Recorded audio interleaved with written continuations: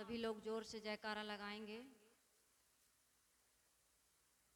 बोलिए सदगुरु कबीर साहिब की, संत समाज की, भक्त समाज की जय। मेरे मन मंदिर के आराध्य परम पूज्य प्रातः स्मरणीय गुरुदेव जी, मंचासीन सभी संत गुरुजन, सत्संग प्रेमी सज्जनों, भक्तिमती माताओं एवं बहनों, आश्रम परिसर में सेवारत सभी बहनें सज्जनों,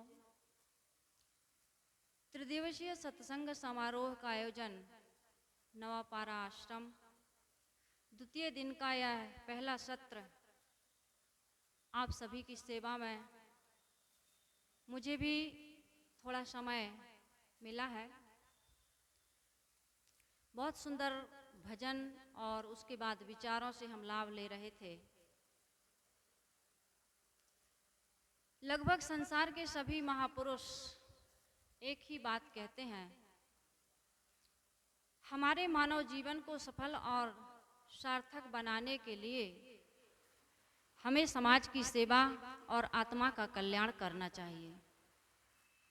इन्हीं दो कामों में हमारा यह मानव जीवन पाना सफल और सार्थक हो सकता है। क्योंकि हम सामाजिक प्राणी हैं, समाज से हमें लाभ मिलता है, सहयोग मिलता है। बच्चा पैदा होता है शिशु के रूप में और पैदा होते ही वह कुछ करता नहीं है, लेकिन उनके माता पिता, समाज के लोग उसकी सारी व्यवस्था करते हैं। जो कुछ भी बच्चे की आवश्यकता है प्रकृति तो पूरा करती ही है, लेकिन समाज के लोग उसका भरपूर सहयोग करते हैं। इसलिए समाज की सेवा निष्काम भाव से कृतज्ञता पूर्वक हमें करना चाहिए। और दूसरा, आत्मा का कल्याण। आत्मा का कल्याण क्यों करना चाहिए? आत्म कल्याण किसे कहते हैं? आप सभी लोग इससे अपरिचित नहीं हैं, क्योंकि छत्तीसगढ़ ऐसा प्रांत है जहां पर संतों के, महापुरुषों के विचार अवाध गति से प्रवाहमान होते रहते हैं। यहाँ अक्सर संत साध्वियों का गढ़ है, इस प्रांत को कहा जाता है। यहाँ से स्वयं संत साध्वियाँ निकली हैं और यहाँ जितने भी अलग अलग प्रांत के संत हैं, गुरुजन हैं, वे सब आकर के यहाँ अपने ज्ञान अमृत की वर्षा करते रहते हैं। तो आत्म कल्याण के विषय में आप सभी के बीच में काफी चर्चाएं होती हैं। आत्म कल्याण की आवश्यकता हमें इसलिए है क्योंकि संसार में, इस शरीर में, लोगों के संबंध में आज तक हमको, आपको, किसी को स्थायी सुख न मिला है, न मिल सकता है। यह अकाट सत्य है। इसलिए संसार के सभी महापुरुष, मैंने शुरुआत की, सभी महापुरुषों का लगभग एक ही विचार है और हम सबको सारग्राही बनकर किसी मतपंथ संप्रदाय का खंडन ना करते हुए, सब कहीं से सदगुरु कबीर साहिब की वह साखी को याद करते हुए, साधुओं के लिए ही नहीं है, हम सब साधु हैं जो साधना करना चाहते हैं, कल्याण चाहते हैं, मोक्ष चाहते हैं, शांति चाहते हैं, दुखों से निवृत्ति चाहते हैं। श्रोता कहिए, संतो कहिए श्रोता, संतो शांत स्वरूप, संतो कहिए जीव को जो निर्वारत निज रूप। इसलिए यहाँ पर जितने लोग बैठे हैं वे सब संत के ही, भले भेष में नहीं हैं, लेकिन स्वभाव से, कर्म से वे संत ही हैं। क्योंकि हम सभी लोग साधना करना चाहते हैं, दुखों से निवृत्ति करना चाहते हैं, पाना चाहते हैं। तो साहिब ने कहा, साधु ऐसा चाहिए जैसे सूप सुभाए, सार सार को गही रहे, थोथा दे उड़ाए। आज मतपंथ संप्रदाय का बहुत खंडन मंडन चल रहा है। ये यूट्यूब के माध्यम से लोगों के बीच, हर व्यक्ति के पास आज हर मत संप्रदाय के विचार सुनने की सुविधा उपलब्ध है।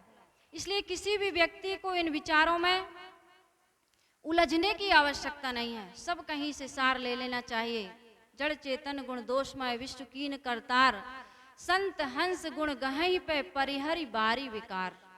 इन बातों को समझते हुए नग पसाण जग सकल है पारख बिरला कोय, नगते उत्तम पारखी जग में बिरला होए। हम सबको पारखी बनना है, समझदार बनना है, विवेकी बनना है।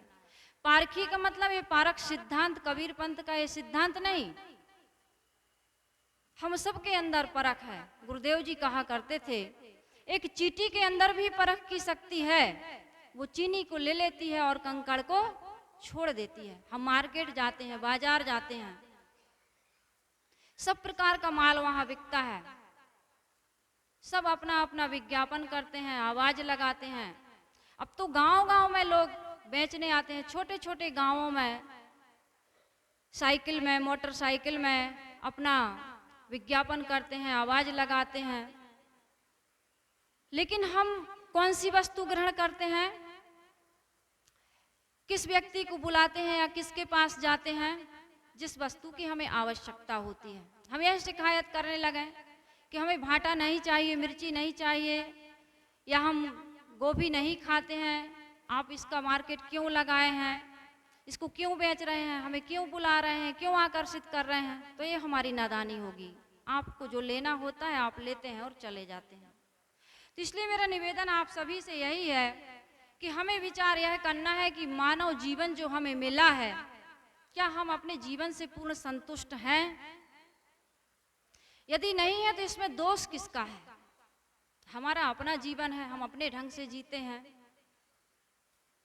कोई जबरदस्ती हमारे साथ नहीं कर सकता है कि नहीं हमको ऐसा ही जीना है। इसलिए हमें विचार यह करना है कि यदि हमारे जीवन में शांति नहीं है, सुकून नहीं है, संतुष्टि है, आत्मतृप्ति नहीं है, तो इसका कारण, इसका जिम्मेदार कौन? हम स्वयं हैं।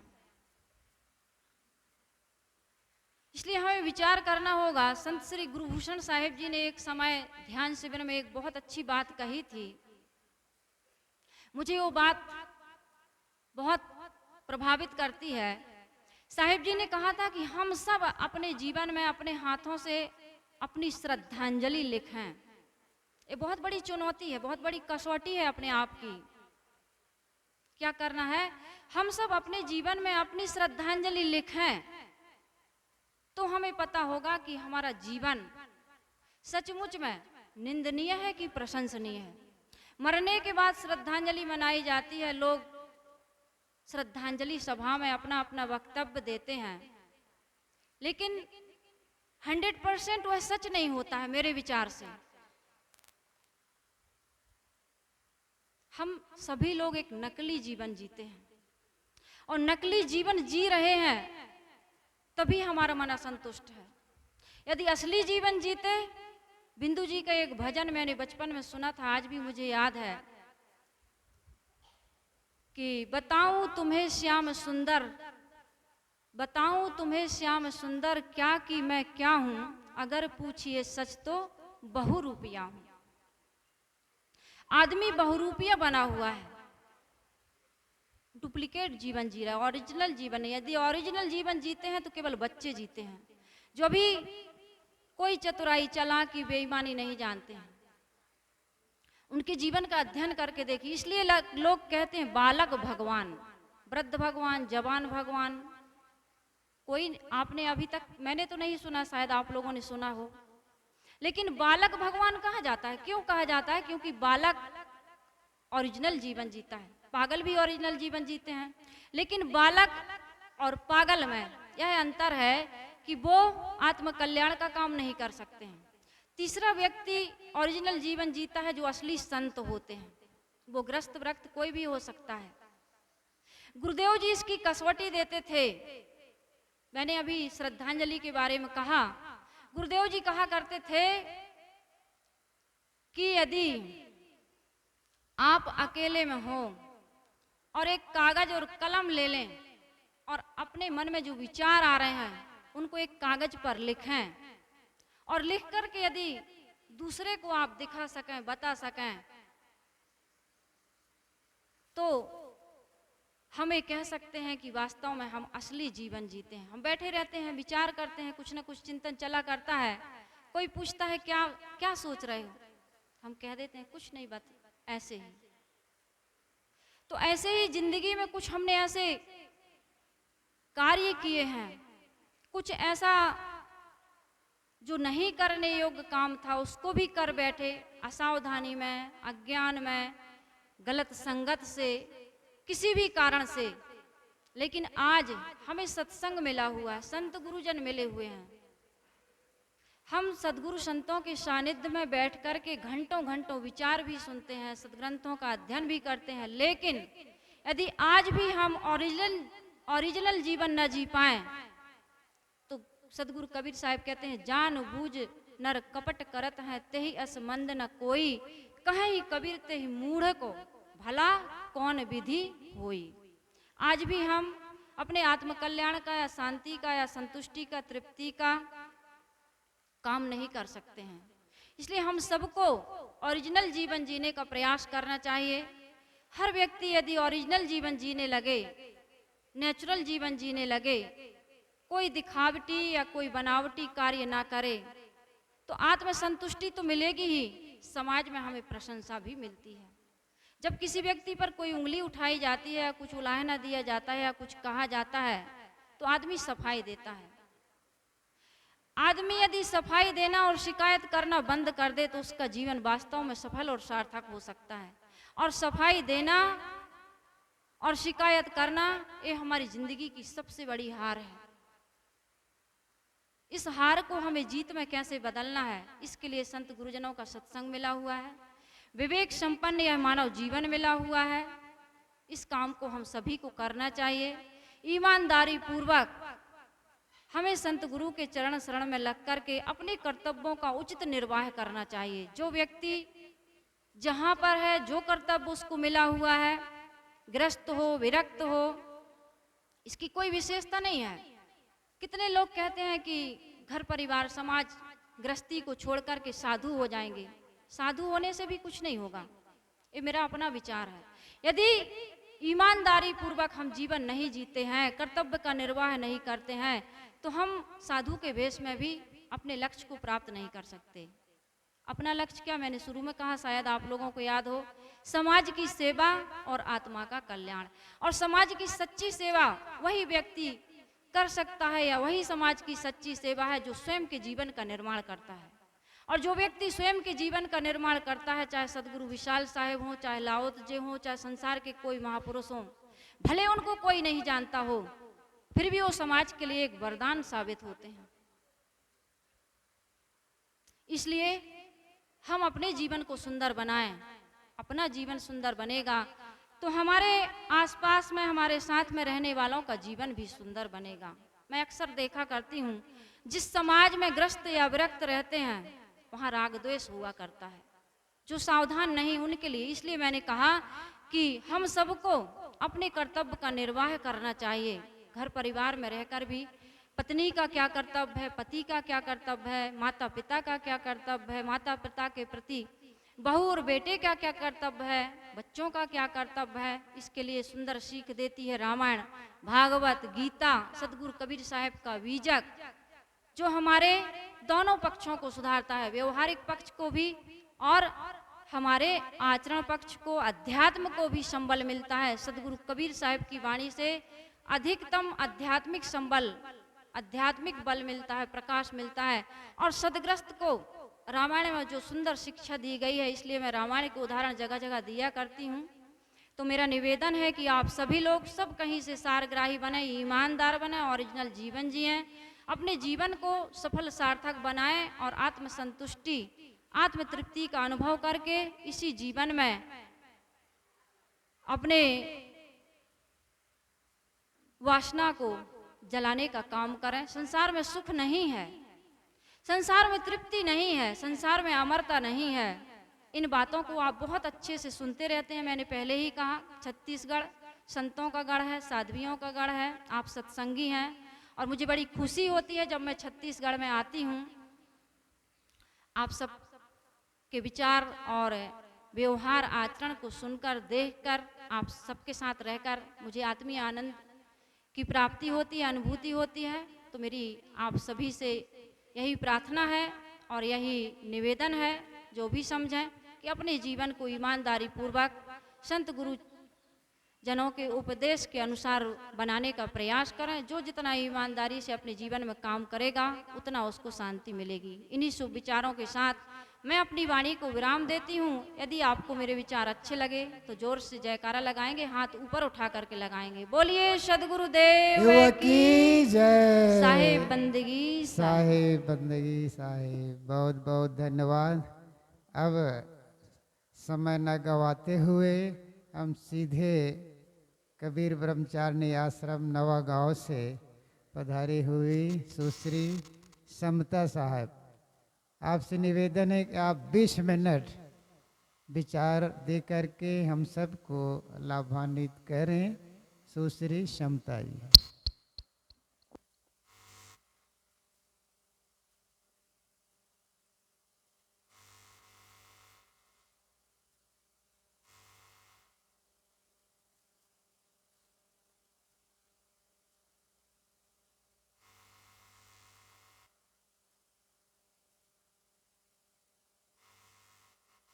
कबीर साहेब की जय। सदगुरु श्री अभिलाष साहेब की जय। संत समाज की जय। भक्त समाज की जय। भक्ति की स्रोत ममतामयी माताओं की जय। ध्यान मूलम गुरुर्मूर्ति पूजा मूलम गुरुपदम मंत्रमूलं गुरुर्वाक्यं मोक्षमूलं गुरुकृपा। गुरुर्देवो गुरुर्धर्मो गुरुर्निष्ठा परं तपः। गुरुपरतरं नास्ति नास्ति तत्त्वं गुरुपरम्। परम पूज्य गुरुदेव जी, वंदनीय संत समाज, यहाँ पर उपस्थित सम्माननीय भक्त सज्जनों, भक्ति के स्रोत ममतामयी माताओं, सदगुरु कबीर साहब जी की एक साखी है। उस साखी के आधार पर मैं अपना कुछ विचार आप लोगों के समक्ष प्रस्तुत कर रही हूँ। सदगुरु कबीर साहब जी ने कहा है, सबते साचा भला जो साचा दिल होए, साच बिना सुख नाही ना कोटि करे जो कोय। सदगुरु कबीर साहब जी कहते हैं, सबते साचा भला जो साचा दिल होए। जिसके हृदय में सत्य की प्रतिष्ठा हो, उसी के जीवन में सुख की प्राप्ति होती है, और सुख जीवन की सर्वोच्च उपलब्धि है। जीवन में सत्य के मार्ग पर चलना, सत्य का पालन करना और सत्य का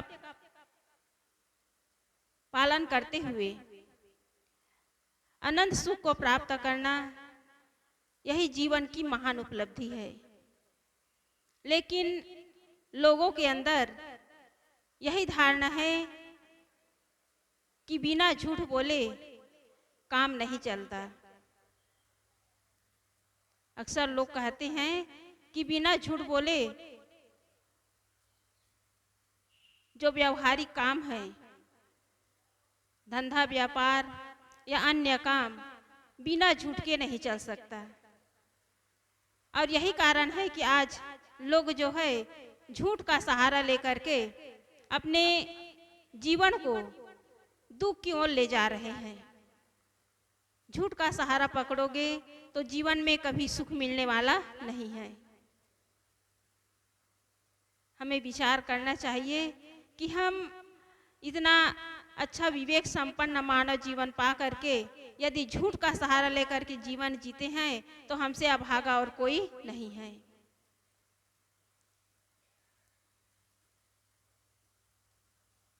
हम इस मानव जीवन में आकर यदि हम सही ढंग से जीवन नहीं जिए, झूठ का सहारा पकड़ करके यदि हम जीवन जी रहे हैं, तो समझ लो कि हम अपने जीवन में दुख को हम स्वयं आमंत्रित कर रहे हैं। धंधा व्यापार करने वाले सुबह से लेकर शाम तक कितने लोग ऐसे हैं जो झूठ का सहारा लेकर के अपना धंधा व्यापार चलाते हैं। कितने लोग कहते हैं कि शादी ब्याह में बिना झूठ बोले वो संपन्न होने वाला नहीं है, झूठ बोल करके शादी ब्याह रचते हैं। ये कहाँ की बुद्धिमानी है, कहाँ की समझदारी है। हमें विचार करना चाहिए कि हम यदि झूठ बोल करके कोई काम करते हैं और काम यदि सफल भी हो गया तो उसमें सुख मिलने वाला नहीं है, उसमें दुख ही मिलेगा। किसी भी क्षेत्र में देख लो, चाहे सामाजिक हो, राजनीतिक हो, धार्मिक हो, किसी भी क्षेत्र में देख लो, अक्सर लोग झूठ बोल बोल करके अपने जीवन को तबाह कर रहे हैं। किसी के अंदर ईमानदारी नहीं है।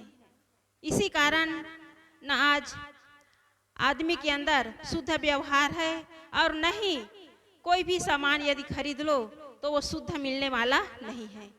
हर जगह मिलावटबाजी, हर जगह धांधलेबाजी, हर जगह विश्वासघात, हर जगह धोखेधड़ी। सत्य का पालन कहाँ हो रहा है? कोर्ट कचहरी में जाओ तो वहां भी लोग झूठ ही बोलते हैं।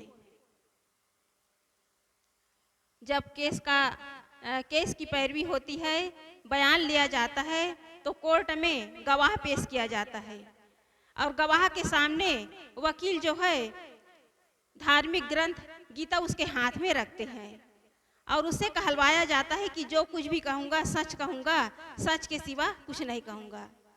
लेकिन वो गवाह जो है धार्मिक ग्रंथ गीता के ऊपर हाथ रख करके बोलता तो है कि मैं सच बोलूँगा, लेकिन बयान देता है झूठा। निरपराध को दोषी ठहराया जाता है और दोषी को बाइज्जत बरी किया जाता है। सच्चाई का जो जमाना है समाप्त होता जा रहा है और यही कारण है कि आज आदमी के प्रति आदमी का विश्वास घटता जा रहा है। आदमी जंगली जानवरों से भयभीत नहीं है, जीव जंतुओं से भयभीत नहीं है, वो आदमी से ही भयभीत है, अपने ही लोगों से भयभीत है। इसलिए कहा भी गया है, आदमी की शक्ति से डर रहा है आदमी, आदमी को लूटकर घर भर रहा है आदमी, आदमी ही मरता है मार रहा है आदमी, समझ कुछ आता नहीं क्या कर रहा है आदमी।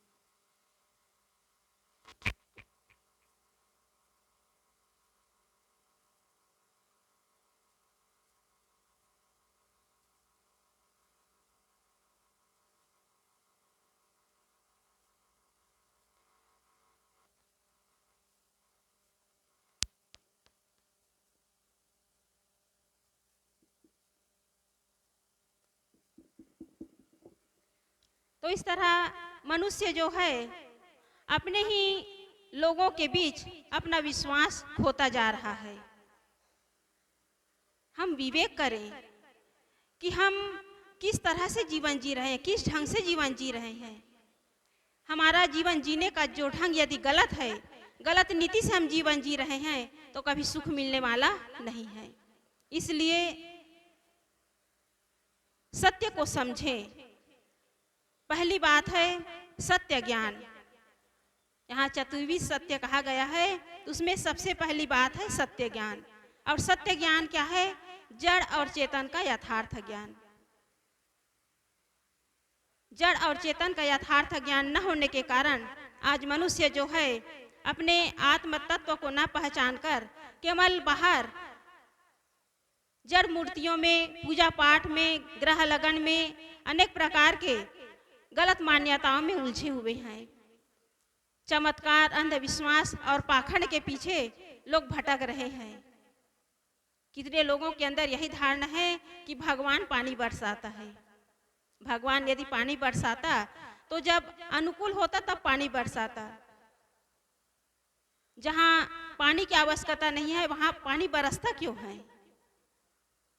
भगवान जिसे आप लोग कृपा निधान दयालु और अपना सर्वशक्तिमान उसे समझ रहे हो, यदि वे सबके कहना चाहिए कि वे सबके ऊपर कृपा करने वाले हैं, तो वे अनावश्यक पानी क्यों बरसाएंगे। लेकिन पानी बरसता है प्रकृति की अनुकूल योग्यता होने के कारण। ऊपर कोई भगवान, ईश्वर या देवी देवता नहीं है। आज मनुष्य कहां से कहां पहुंच गए। विज्ञान के क्षेत्र में आज मनुष्य जो है अंतरिक्ष में चंद्रमा, मंगल ग्रह तक पहुंच गए। आज तक कोई वैज्ञानिक ये पता करके नहीं आए कि ऊपर कोई देवताओं की नगरी है, कहीं स्वर्ग जैसा कहीं जीवन है। आज तक किसी वैज्ञानिक ने पता करके नहीं बताया।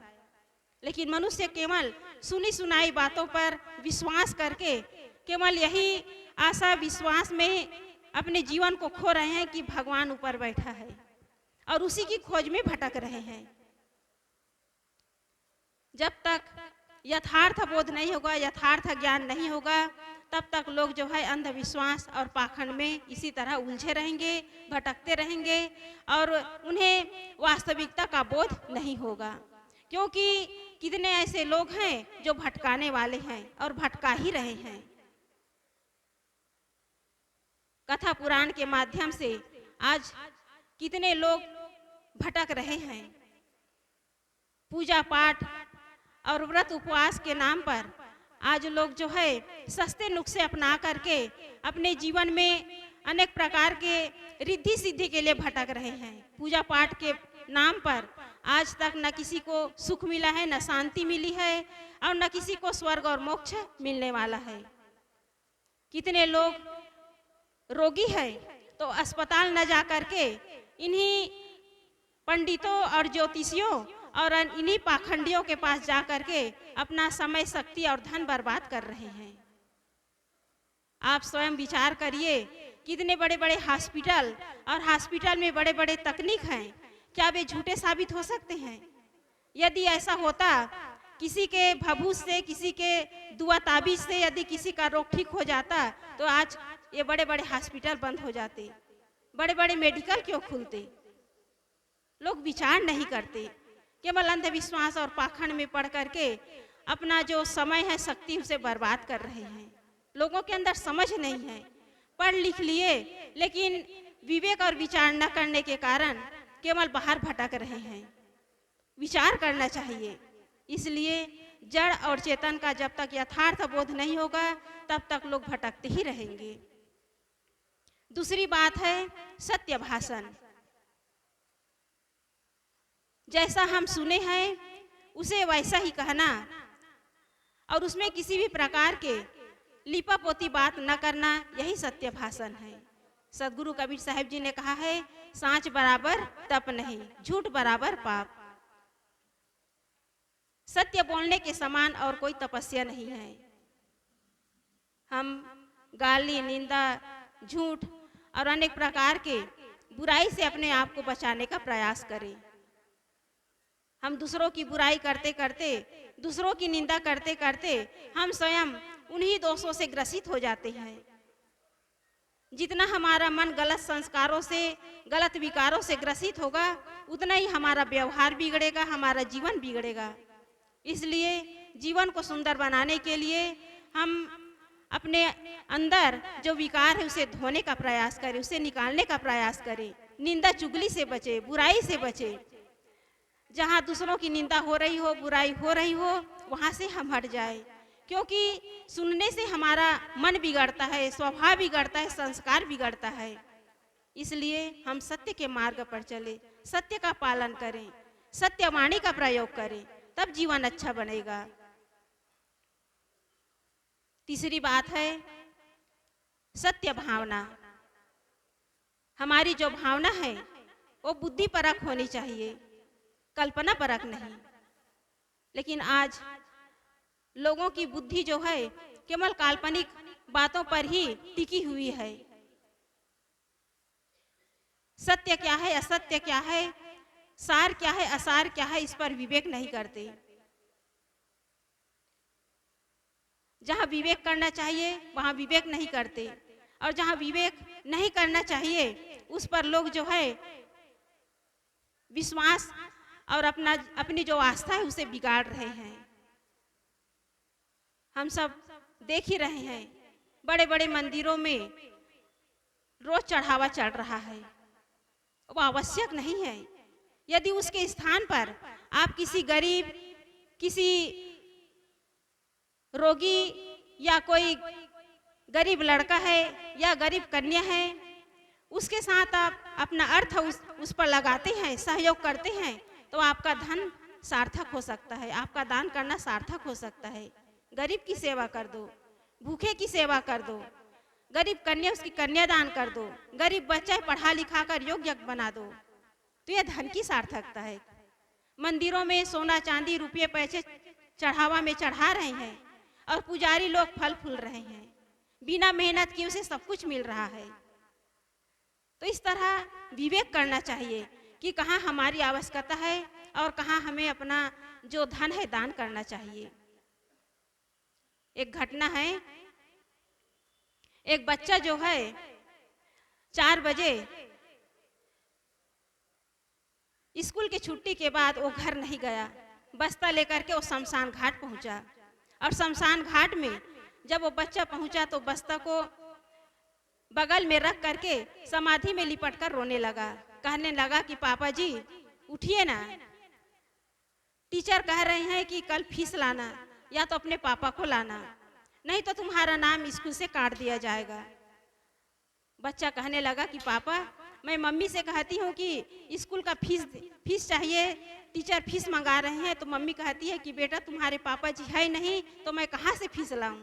वो बच्चा समाधि में लिपट कर रोने लगा, पापा जी चलिए मेरे साथ, उठिए, फीस पटानी है, नहीं तो मेरा नाम जो है स्कूल से कट जाएगा। वहीं पर एक व्यक्ति जो है फूल वाले से फोन से बात कर रहा था कि फूलों की हार बनानी है समाधि पर चढ़ाने के लिए। लेकिन उस बच्चे की उस आवाज को सुनकर, उसके करुण विहल आवाज को सुनकर वह नवयुवक जो है पुनः उस फूल वाले को फोन करता है और कहता है कि भाई साहब फूल की हार मत बनाना, जहाँ मैं हूँ वहाँ मुझे फूल का हार मिल गया है। और अपनी जेब से 2000 रुपये निकाल करके उस बच्चे को देता है और कहता है कि बेटा तुम्हारे पापा ने दिए हैं, कल इसे अपने स्कूल में पटा देना। ये है जीना, इसी को कहते हैं जीवन। और यही है वास्तविकता को अपने अंदर उद्घाटित करना। कहाँ हमारी आवश्यकता है उसे हम स्वयं पहचानें, स्वयं परख करें। जब तक इसकी परख नहीं होगी हमारा जो धन है गलत कार्यों में, गलत जगह लगता रहेगा, हमारा धन सार्थक नहीं होगा। लेकिन आज पूजा पाठ, मंत्र जाप और अनेक प्रकार के पाखंडों में मनुष्य उलझा हुआ है। कहते हैं कि पूजा पाठ करने से घर में शांति होती है, घर के कलह दूर होते हैं, घर में जो शनि का प्रवेश है दूर होता है। लेकिन इससे कुछ होने वाला नहीं है। जब तक हमारा कर्म नहीं सुधरेगा, व्यवहार नहीं सुधरेगा, तब तक हमारे जीवन में जो कलह है, अशांति है, घर में जो अनिष्ट हो रहा है वो सुधरने वाला नहीं है। कहा भी गया है कि रामायण में विभीषण जो है रावण के राज में रहकर भी नहीं बिगड़ा और कैकेयी राम के राज में रहते हुए नहीं सुधरी। बनना और बिगड़ना ये हमारे स्वभाव और हमारे कर्म पर निर्भर करता है, ये माहौल पर निर्भर नहीं करता। माहौल कैसे भी हो, यदि हमारा मन पक्का है, हमारे अंदर निश्चयता है, तो कोई हमें बिगाड़ नहीं सकता। इसलिए बनना और बिगड़ना ये हमारी भावनाओं पर निर्भर करता है। इसलिए हमारी जो भावना है वो कल्पना परक नहीं बल्कि वस्तु परक होने चाहिए, यथार्थ का हमें बोध होना चाहिए। पूजा पाठ करना कोई गलत नहीं है, पूजा पाठ करने से सात्विक भावना आती है, लेकिन उसमें लग करके यदि हम कहें कि इससे हमारे घर में शांति आएगी, कलह दूर होंगे, जीवन में स्वर्ग और मोक्ष की प्राप्ति होगी, तो ये कभी होने वाला नहीं है। और आजकल यही फार्मूला चल रहा है, एक लोटा जल और सारी समस्याओं का हल। आज तक किसी के घर की समस्या का हल नहीं हुआ है, बल्कि समस्याएं और बढ़ती चली जा रही है। बहु बेटियां पूजा पाठ के नाम पर भगवान के सामने बैठे हैं और घर में बड़े बुजुर्ग पानी के लिए, भोजन के लिए ताक रहे हैं कि कब बहू जो है पानी देंगी, भोजन देंगी, चाय देंगी, वो ताक रहे हैं। तो ये पूजा कहाँ हुआ? असली पूजा है घर में जितने भी प्राणी हैं उनके साथ प्रेमपूर्ण व्यवहार, ये असली पूजा है।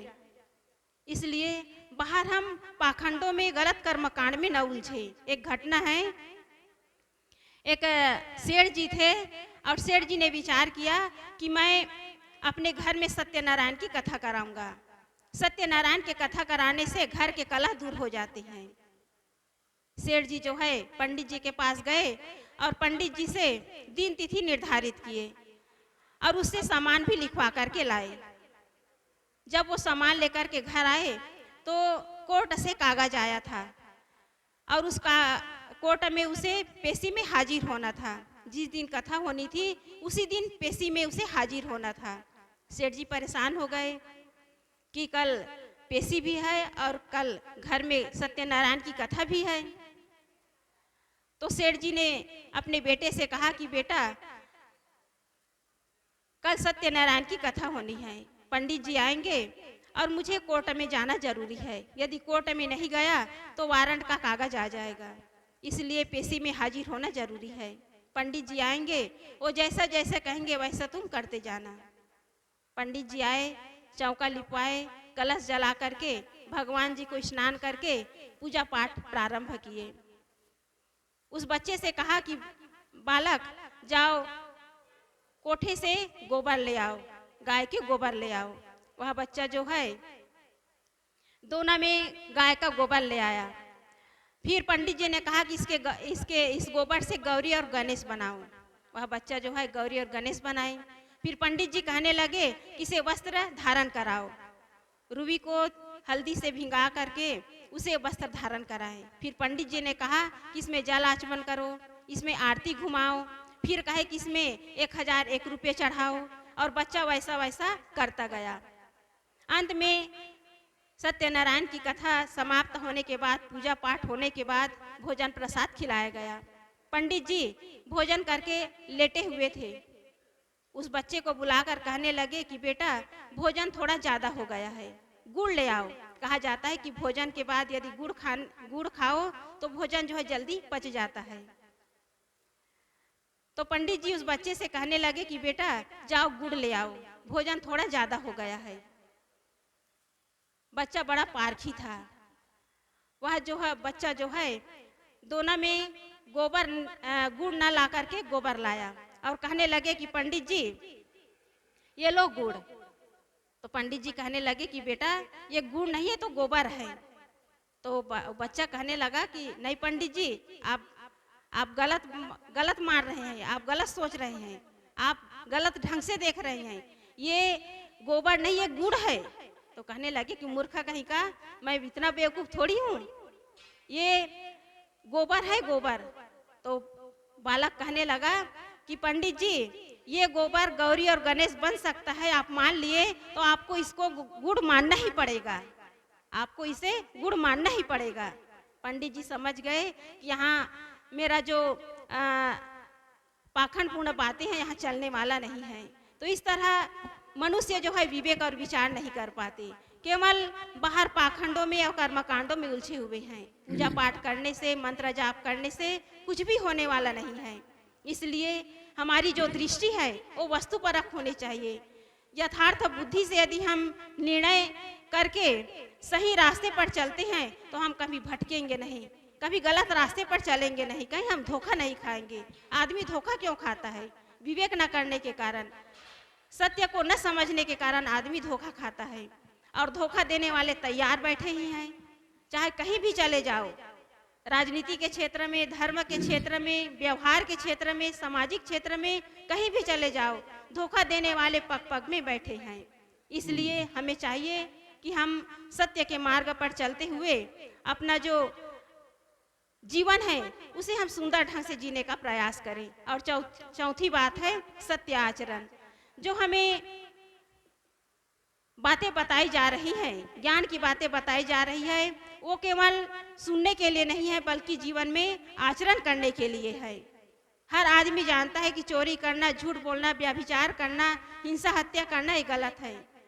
और जो गलत है उसका त्याग करके हम दया, क्षमा, संतोष, शील, विवेक, विचार, गुरु भक्ति, इस पथ पर यदि चलते हैं तो हमारे जीवन में कोई परेशानी नहीं, कोई दुख नहीं, कोई कलह नहीं। तो इस तरह हम अपने जीवन में सत्य के मार्ग पर चले और सत्य के मार्ग पर चलते हुए अपने जीवन का सुंदर निर्माण करें, क्योंकि सत्य ही धर्म है। जो सत्य के मार्ग पर चलता है वो कभी झुक नहीं सकता, उसे कोई परेशान नहीं कर सकता, उसके ऊपर कोई उंगली उठा नहीं सकता। कहा भी गया है कि सत्य परेशान हो सकता है लेकिन परास्त नहीं हो सकता। तो हम सबका कर्तव्य है कि हम सत्य के मार्ग पर चले और जो सत्य बातें हैं उसे अपने जीवन में धारण करें, क्योंकि जितने भी दान धर्म यज्ञ हवन है ये केवल सत्य पर ही टिका हुआ है। तो हम सबका कर्तव्य है कि हम सत्य में अपने जीवन को अनुरक्त करें और सत्य के मार्ग पर चलते हुए अपने जीवन का सुंदर निर्माण करें। बस इतना ही कहकर मैं अपनी वाणी को विराम देती हूँ। बोलिए सद्गुरुदेव की जय। जरा ताली बजा के स्वागत करें भाई। बोलिए सदगुरु कबीर साहेब की। और जरा जोर से करें जिससे आलस चंडाल राजिम के कुंभ मेला में चला जाए। बोलिए सदगुरु अभिलाष साहेब की, संत समाज की, शरणपाल साहेब की, अमृत साहेब की, सभी भक्तों की, अपने अपने माता पिता गुरु गोविंद की बहुत बहुत धन्यवाद। आपने सत्य को कैसे जीवन में उतारे इस संदर्भ पे आप बहुत सुंदर विचार दे रही थी, इसके लिए बहुत बहुत साधुवाद। सदगुरु कबीर ने यही बात आज से 600 वर्ष पूर्व ये बातें कही थी। साचा सौदा कीजिए अपने मन में जान और साचे हीरा पाइए झूठे मोलवान। सच्चा सौदा करो, जो सच्चा सौदा करता है वो सच्चा हीरा पाता है, और झूठे का सौदा करता है वो मूल की हानि करता है। आश्चर्य होता है उस अंधे युग में कबीर साहेब आज से 600 वर्ष पूर्व उन्होंने डंके के चोट में ये कहा, इस संसार बाजार में सब अपना सौदा बेच रहे हैं, आपको चाहिए सच्चा सौदा लो और सच्चा सौदा बेचो। जहां मुल्ला और पंडितों का धार्मिक दबदबा हो और इधर इस्लाम की सत्ता हो और ऐसी बात कहना नामुमकिन। सदगुरु कबीर सत्य के अन्वेषक थे, सत्य के वो पुजारी थे। हम लोग व्यवहारिक क्षेत्र में 10 रुपए की हंडी लेते हैं तो ठोक बजा के लेते हैं, लेकिन धर्म के क्षेत्र में हम पक्षपाती हो जाते हैं, यहाँ पुराग्राही हो जाते हैं। ये धर्म की बात है। ये व्यास गद्दी से बोल रहे हैं, महाराज जी बोल रहे हैं, साधु बाबा बोल रहे हैं। यहाँ तर्क नहीं किया जाता है, क्योंकि हमको धमकाया गया, हमको डराया गया। अगर तर्क करोगे वाणी पर, गुरु वाणी पर, धर्म शास्त्रों पर अगर तर्क करोगे तो जहन्नुम में जाओगे, नरक में जाओगे। डराया गया। कबीर साहब डरना वे नहीं जानते हैं, वो तो जो कहना है वो साफ साफ वे कहते हैं। भूला बेअमक ना दाना, जिन हरदम रामई ना जाना। कितना यहाँ कठोर शब्दों का प्रयोग करते हैं। ऐ भूला, ऐ तुच्छ नादान, तो भला जबरदस्ती बकरे या मुर्गे को बलि और कुर्बानी देते हो। जरा भी तुम्हारे अंदर में रहम और दया नहीं है। दिन को रहत है रोजा, रात हनत है गाय, या खून व बंदगी क्यों कर खुशी खुदा है।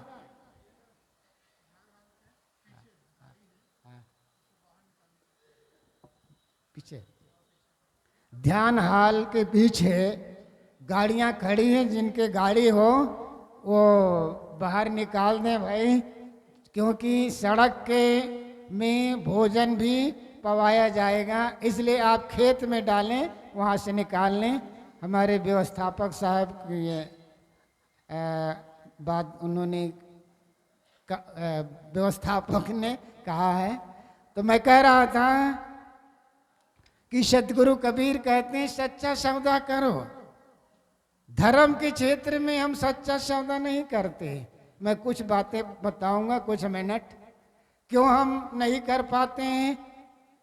रामायण को लीजिए। रामायण में ये बात आती है कि कुंभकर्ण का शरीर कितना बड़ा था। सत्योजन तन पर निन जाए। 12 सत्ते 84 किलोमीटर तक कुंभकर्ण का शरीर ही था। तो उसके लिए घर कौन बढ़ाई बनाते रहे होंगे? यहाँ से बंबई तक उनके लिए कौन बढ़ाई घर बनाते रहे होंगे? कुंभकर्ण के जो कान कितने बड़े थे? योजन 3-3 कर काना। 12 या 36 किलोमीटर तक उनके कान ही खड़े थे। योजन मूछ रही ठाड़ी, 12 किलोमीटर तक उसकी मूछ ही खड़ी थी।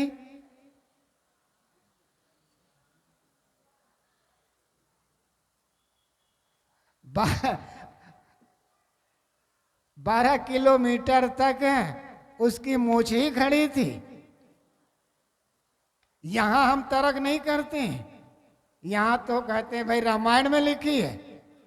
अब बड़े मनोयोग से हम सुनते हैं और चौपाई को हम दोहराते हैं। रामा दल में 18 पद्म सेनापति।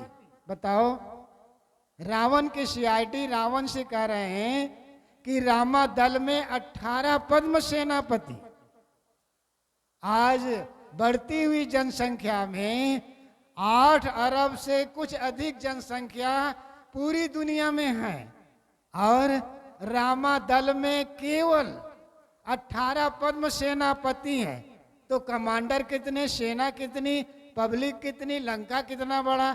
यहां हम तर्क नहीं करते। यहाँ महिमा में कहा गया है, अतिशयोक्ति में कहा गया है, वस्तुतः सच नहीं है।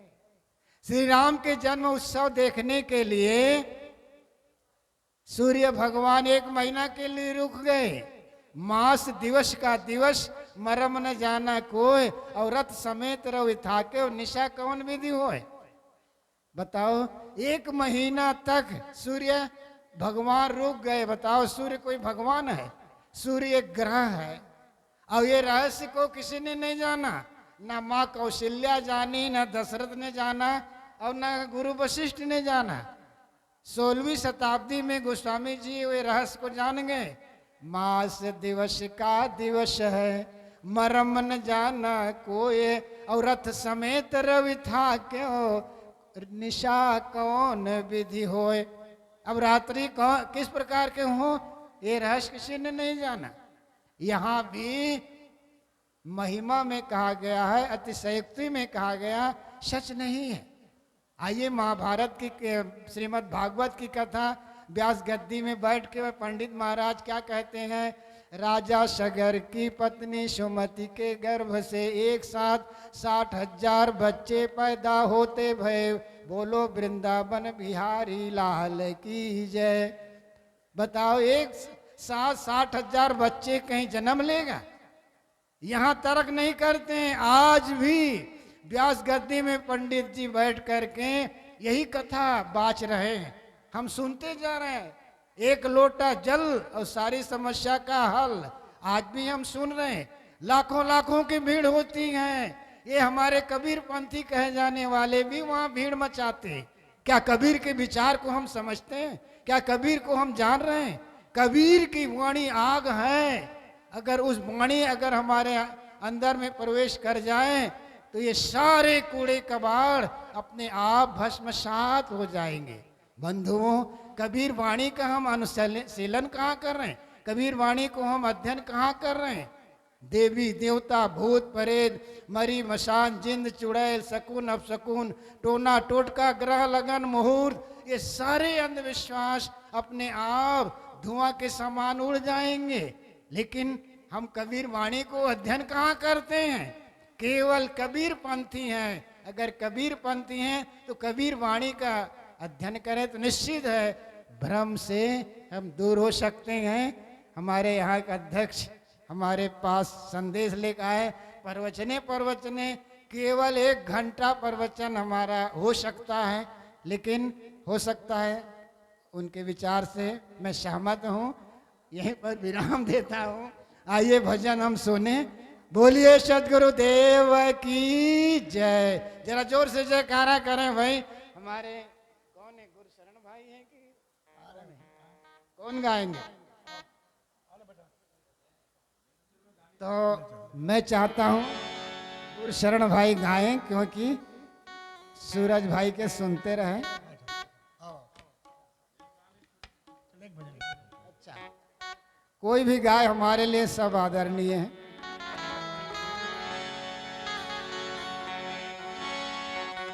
बोलिए सदगुरुदेव की जय।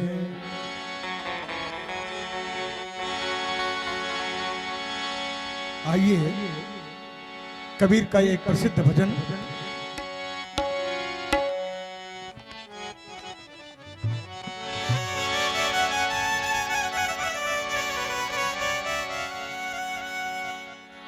भजन बिना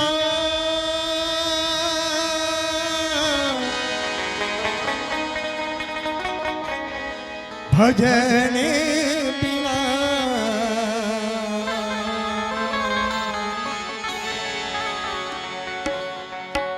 सदगुरु कबीर लोगों से कहते हैं, भाई तुम रोज जपते हो, नाम जाप खूब करते हो, पर वासनाओं का परित्याग कभी नहीं करते। वासना का परित्याग के बिना भजन पूरा नहीं होता, उसके बिना जीवन कल्याण संभव नहीं है। भजन बिना नर बावरे तूने हीरा जन्म गवाया। हीरा के समान ये सुंदर तन बहुत ही मार्मिक है। ये जीवन को संभाल कर रखो और इस तन के द्वारा ही कल्याण होना है। भजन बिना नर बावरे तूने हीरा जन्म गमाया रे तूने हीरा जन्म गमाया। भजन बिना भजन बिना भजन बिना नर पावे रे तूने हीरा जन्म गवाया रे तूने हीरा जन्म गवाया।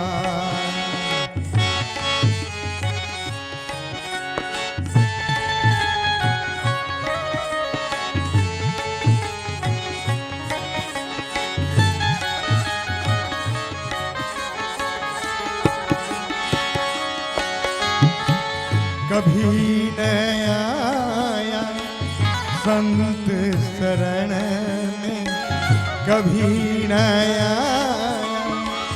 संत शरण में, कभी न हरि गुण गाया रे तूने, कभी न हरि गुण गाया रे हीरा जन्म गवाया रे तूने हीरा जन्म गवाया।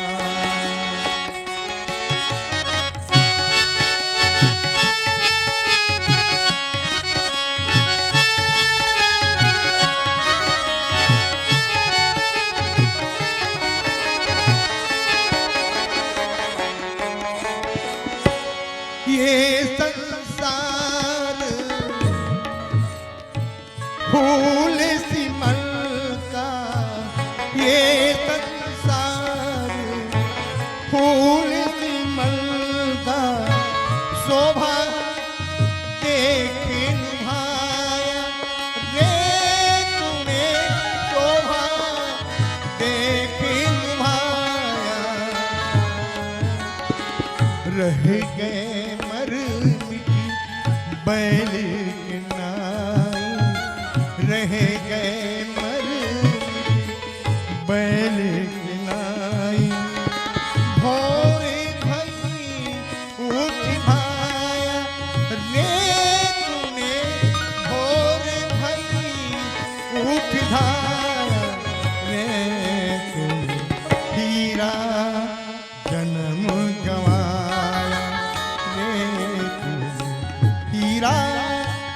जन्म गमा रे तूने हीरा जन्म गमा।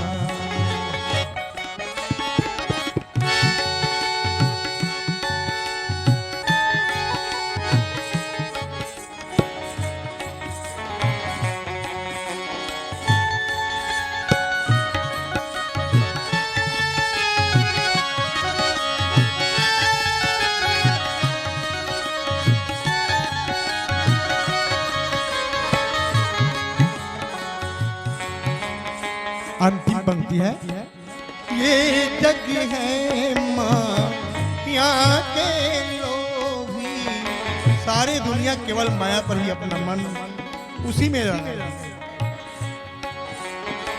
ये जग है माँ यहाँ के लोभी, सरगपा धपा गरे सा, सरगपा धपा गरे सा, सरगपा गरे ग बरे गरे गरे गरे ग ग ग ग ग ग ग प प प प प धपा धपा गरे सा। ये जग है माँ यहाँ के लोभी, ममता महल बनाया रे तूने, ममता महल बनाया। कहत कबीर सुन भई साधो, कहत कबीर सुन भई साधो, सुन भई साधो, सुन भई साधो। कहत कबीर सुन भई साधो, हाथ कछु नहीं आया रे तूने, हाथ कछु नहीं आया रे तूने, हीरा जन्म गवाया रे तूने, हीरा जन्म गवाया। भजन बिना, भजन बिना, भजन बिना नर पावे रे तूने, हीरा जन्म गवाया रे तूने, हीरा जन्म गवाया रे तूने, हीरा जन्म गवाया रे तूने, हीरा जन्म गवाया रे तूने, हीरा जन्म गवाया।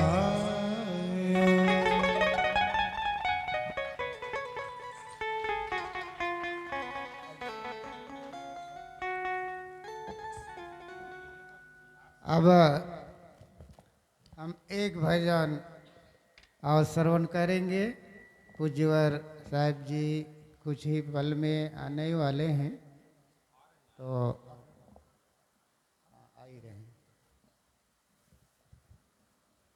उसके आते आते मैं सूचना भी दे दूं, सबके पास साहब मोबाइल है, किसी प्रकार की आवाज़ न हो।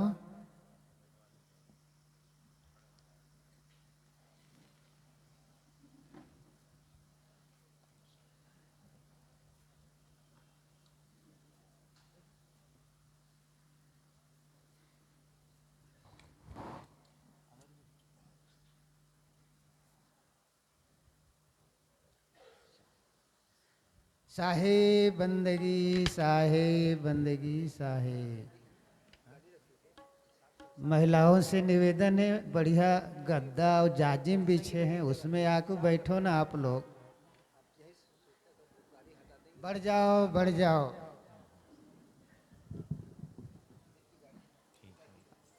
गुरशरण जी आप एक भजन।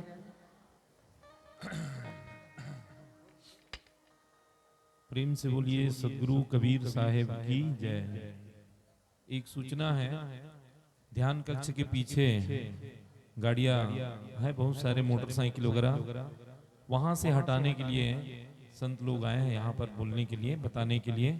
तो जो जो गाड़ी रखे ध्यान कक्ष के पीछे बरामदे में, मोटरसाइकिल या साइकिल वहां से हटा देंगे।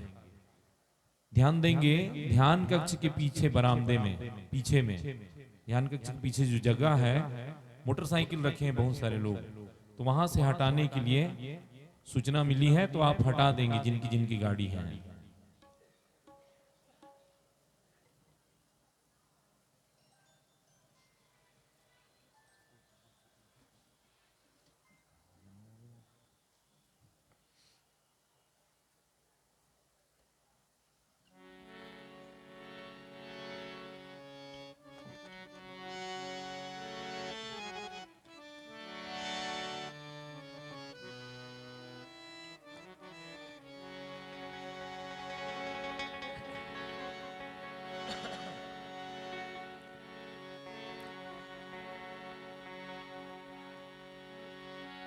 प्रेम से बोलिए सदगुरु कबीर साहिब की जय। सदगुरु अभिलाष साहिब जी की जय। परम पूज्य गुरुदेव जी की जय। संत समाज की जय। अपने अपने माता पिता की जय। प्रेम से बोलिए आज की आनंद की जय।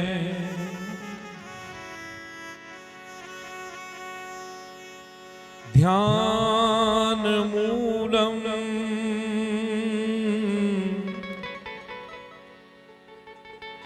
गुरुर्मूर्ति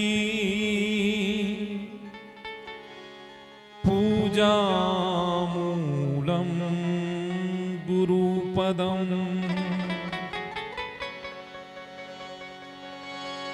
मंत्र मूलम गुरुर्वाक्यम।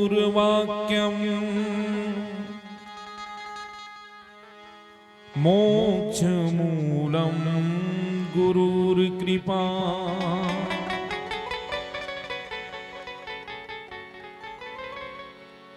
सभी की मौत है एक दिन,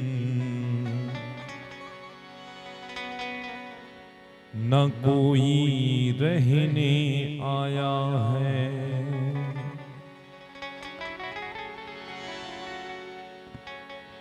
सभी की मौत है एक दिन, न कोई रहने आया है।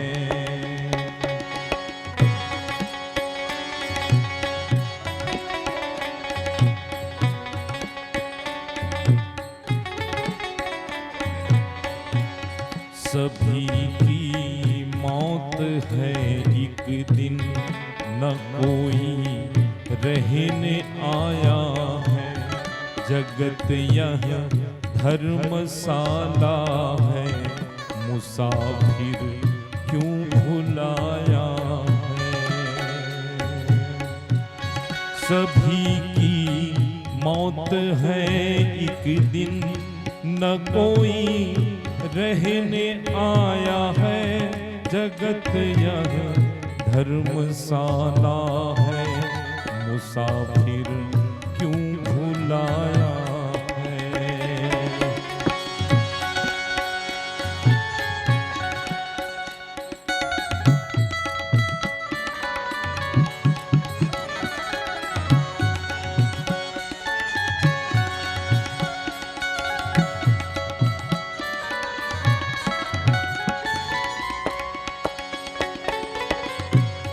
न कोई पुत्र है तेरा,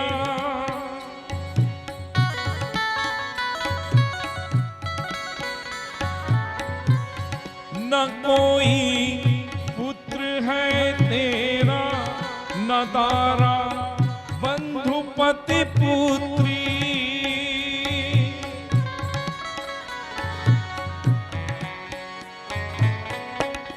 न कोई पुत्र है तेरा, न दारा बंधु पति पुत्री, सभी परदेश के पंथी, तू नाहक मोह जाया है। सभी की मौत है एक दिन, मुसाफिर क्यों भुलाया है। न कोई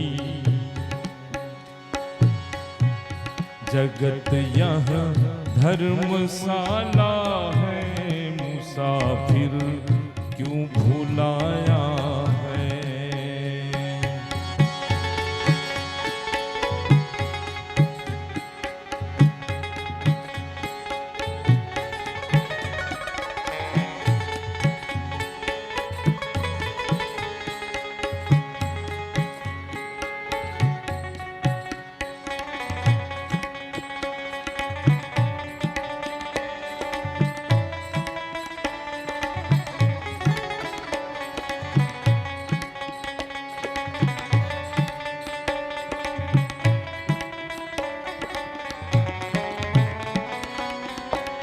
कर्म के वश अनेकों तन, ये धर धर छोड़ता चेतन।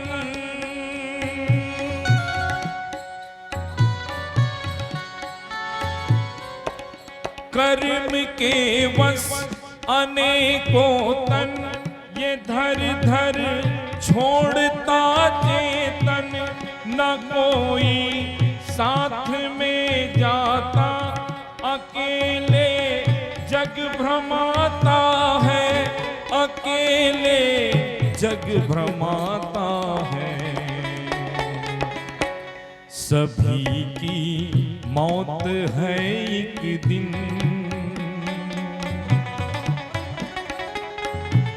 सभी की मौत है एक दिन। न कोई रहने आया है, जगत यह धर्मशाला है, मुसाफिर क्यों भुलाया है।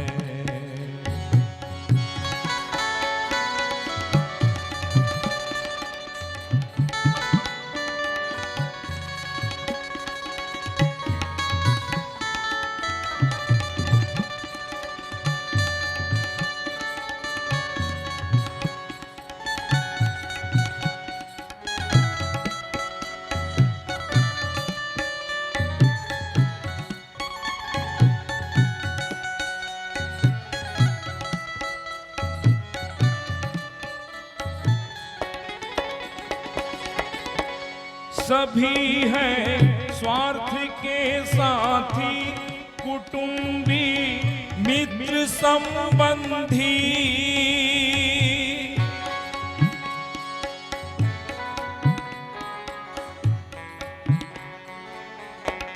सभी है स्वार्थ के साथी, कुटुंबी मित्र संबंधी।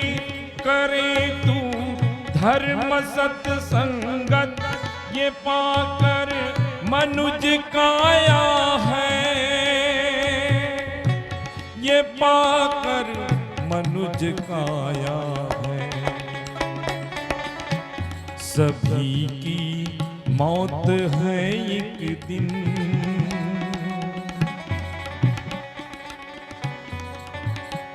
सभी की मौत है एक दिन। न कोई रहने आया है, जगत यह धर्मशाला है, मुसाफिर क्यों भुलाया है।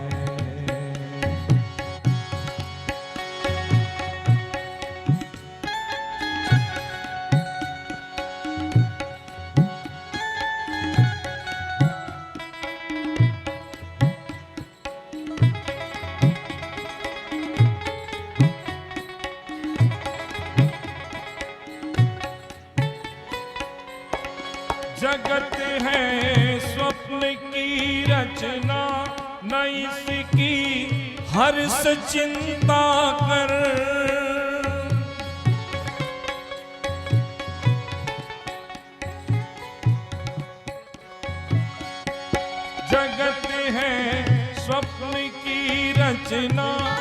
न इसकी हर्ष चिंता करे निज रूप का चिंतन, तजे अभिलाष माया है, तजे अभिलाष माया है। सभी की मौत है एक दिन,